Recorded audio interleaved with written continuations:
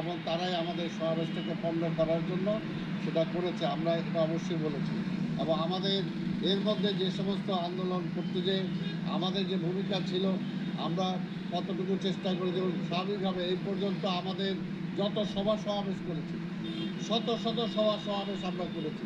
কোনোদিন তো এখানে প্রধান প্রধান বাংলাদেশের প্রধান বিচারপতি এখানে বাসভবন আছে, কোনোদিন তো আমরা পার্ক পার হয়ে পার্কে চলে গেছে আমাদের লোকজন, কখনো তো এরকম ঘটনা ঘটে নাই। কাজে আমাদের পক্ষ থেকে এই ধরনের কোনো ঘটনা ঘটে নাই, এটা উদ্দেশ্য প্রণোদিতভাবে করা হয়েছে। পাশাপাশি পুলিশ হসপিটালে, এটা একটা হসপিটাল, তো সেইখানে তো কোনোদিন আমাদের পক্ষ থেকে এত মিছিল আমরা করি, কোনোদিন তো ঘুরেও আমরা তাকাই নাই। এটা কাজে আমরা বলছি যে এগুলো ষড়যন্ত্রভাবে এগুলো করা হয়েছে, বিএনপি এগুলোর সাথে কোনোটা ইনভলভ না।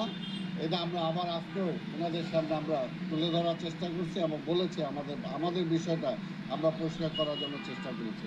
তা আমরা চাই যে বিএনপি একটি গণতান্ত্রিক দল, আমরা গণতান্ত্রিকভাবে আন্দোলন করেই আজকের একটা তত্ত্বাবধায়ক সরকার অধীনে নির্বাচন চাই, এটাই হলো আমাদের মূল দাবি।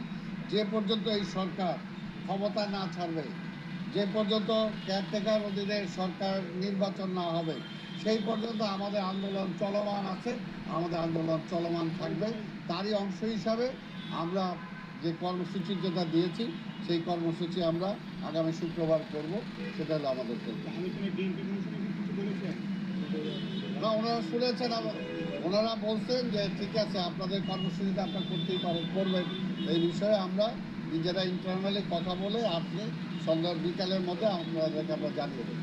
জায়গার বিষয়ে চিন্তা করেছেন না, আমরা আমাদের পার্টি অফিসের সামনে আমরা তো বলছি, এটাতে দ্বিমত হওয়ার তো কোনো কারণ নাই, তাই না? আর এখন তো কোনো জায়গাও নাই, কোনো জায়গাও নাই, সব জায়গা তো তারা বন্ধ করছে। আওয়ামী লীগ মনে করছে সব নির্বাচন, এই সমস্ত মিটিং মিছিলের জায়গা বন্ধ করে দিলেই বোধহয় সব ভালো হবে, কিন্তু ভালো হয় না, বুমেরাং হয়।